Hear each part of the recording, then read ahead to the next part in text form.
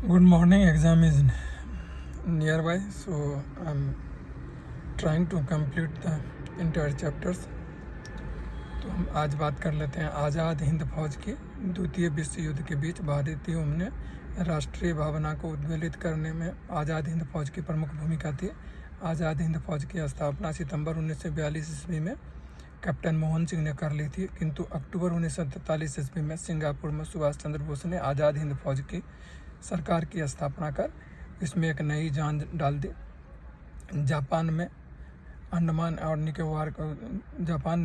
निकोबार को जीतकर आज़ाद हिंद फौज को सौंप दिया। सुभाष ने अंडमान का नाम स्वराज और निकोबार का नाम शहीद रखा। आज़ाद हिंद फौज के गिरफ्तार सैनिकों तथा अधिकारियों मेजर शाहनवाज खान, कर्नल प्रेम सहगल और कर्नल गुरुदयाल सिंह आदि पर नवंबर 1945 ईस्वी में दिल्ली के लाल किले में अंग्रेज सरकार ने मुकदमा चलाया। आज़ाद हिंद फौज के अधिकारियों को बचाने के लिए भारतीय राष्ट्रीय कांग्रेस ने के मुला भाई देसाई के नेतृत्व में तेज बहादुर सप्रू, आसफ अली, कैलाश चंद्र काटजू, जवाहरलाल नेहरू को लेकर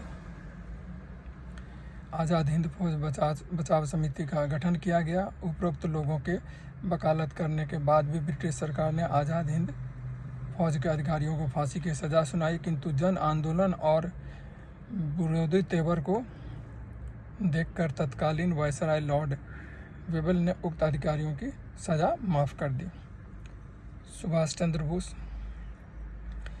चंद्र बोस का जन्म कटक उड़ीसा के एक बंगाली परिवार में 23 जनवरी 1897 ईस्वी को हुआ था। 1919 में दर्शन शास्त्र से स्नातक प्रथम श्रेणी से पास करने के बाद उसी वर्ष ICS की परीक्षा देने इंग्लैंड गए और उसी परीक्षा में 1920 ईस्वी में उन्होंने चौथा स्थान प्राप्त किया।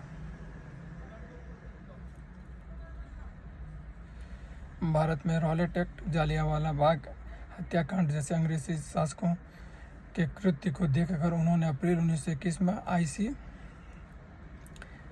से त्यागपत्र दे दिया और भारत आ गए। सुभाष चित्तरंजन दास से मिले और उन्हें अपना राजनीतिक गुरु मान लिया। चित्तरंजन दास उन्हें ए यंग ओल्ड मैन कहा करते थे। भारत आकर महात्मा गांधी के कहने पर उन्होंने अपने राजनीतिक गुरु देशबंधु चित्तरंजन दास के साथ मिलकर 1921 ईस्वी में इंग्लैंड के युवराज के आगमन का बहिष्कार कार्यक्रम चलाया, जिसके लिए उन्हें 1924 ईस्वी में देश निकाला देकर मंडले के जेल में भेज दिया गया। 1927 में खराब स्वास्थ्य के कारण उन्हें रिहा किया गया। 1931 में इन्हें नवा जवान भारत सभा का अध्यक्ष चुना गया। 1935 ईस्वी में उन्होंने अपनी पुस्तक द इंडियन स्ट्रगल प्रकाशित किया। 1939 में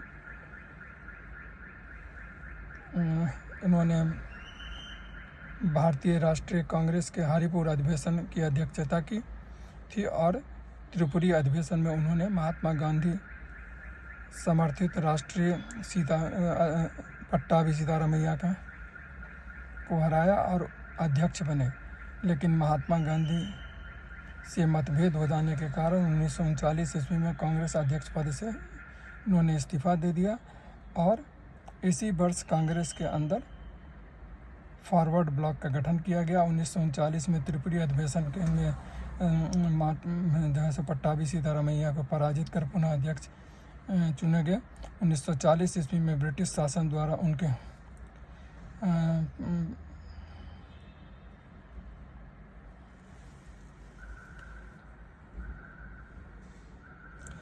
उनके घर में ही नज़रबंद किए जाने पर वे पठान जियाउद्दीन के देश में घर से निकलकर बर्लिन शहर जर्मनी पहुंचे। वहां उन्होंने हिटलर व उनके सचिव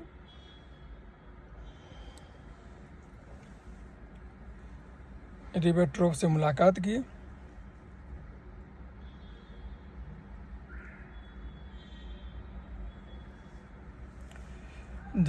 जर्मनी की जनता ने उन्हें नेताजी के उपनाम से संबोधित किया। आज़ाद हिंद फौज में 1000 स्त्री सैनिकों वाली रानी झांसी रेजिमेंट भी शामिल थी, जिसका कमान लक्ष्मी स्वामीनाथन को सौंपा गया। सुभाष चंद्र बोस ने जापानी टोक्यो रेडियो से भारत की स्वतंत्रता का प्रथम संदेश दिया था। सुभाष 2 जुलाई 1948 ईस्वी को सिंगापुर पहुँचे और 5 जुलाई 1943 ईस्वी को रास बिहारी बोस ने उन्हें भारतीय स्वतंत्रता लीग की अध्यक्षता का भार सौंपा। अब सुभाष चंद्र बोस नेताजी कहलाने लगे। सुभाष चंद्र बोस ने जर्मनी जाने के बाद ओरलैंडो मोजेट्टा के नाम से पासपोर्ट बनाया था। सुभाष चंद्र बोस का प्रसिद्ध नारा था, दिल्ली चलो और तुम मुझे खून दो, मैं तुम्हें आज़ादी दूंगा। ये था सुभाष चंद्र बोस और उनसे संबंधित जो था सो सारा जो भी विवरण था, इसको हमने ये करने का ये किया। इसमें 2-3 चीज़ जो है सो काफ़ी इम्पोर्टेंट है। एक तो उन्होंने जो है सो जापान ने जीत के जो उनको दिया, तो स्वराज और शहीद जो नाम रखा वो कहाँ का रखा, ये सब चीज़। तो इसमें 7-8 पॉइंट्स ऐसे बनते हैं जिससे जो है सो ऑब्जेक्टिव या MCQ बनने का जो है सो चांस रहता है। इसीलिए इसको हमने बाकी सब चीज़ लेने से पहले ये कर दिया। आप लोग इसको बार बार देखें, सुने, लाइक करें, सब्सक्राइब करें, ठीक है ना। टाइम कम है और इसका जो है अपना नोट भी बनाते चलें। इसीलिए अभी हम बाहर आए हुए हैं और फिर भी इसको जो है सो हम देख रहे हैं जो गाड़ी में बैठ के ही बना रहे हैं। चूँकि जो भी है समय का उपयोग करके आप लोगों को किया जाए। Okay, thank you very much for support. Okay, all the best, thank you.